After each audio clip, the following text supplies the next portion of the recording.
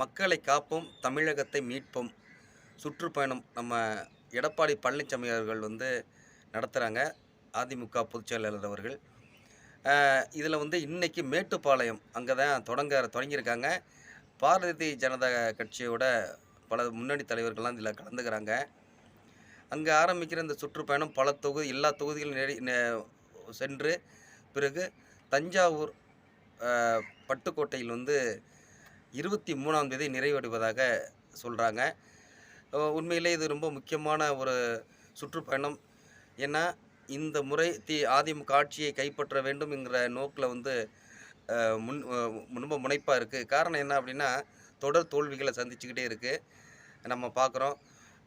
MLA எலெக்ஷனாக இருக்கட்டும், 2 முறை தொடர்ந்து எம்பி எலெக்ஷன்லையும் நம்ம தோல்வியை சந்திச்சிருக்கு. அதனால் இந்த தடவை கண்டிப்பாக வெற்றியை தக்க வைக்க வேண்டிய இடத்துல எடப்பாடி பழனிசாமி இருக்காங்க.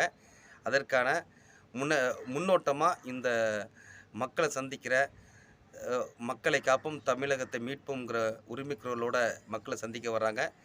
நல்ல ஒரு அணுகுமுறை தான் இது. பார்ப்போம் மிகப்பெரிய வெற்றியை கொடுக்குமா என்று.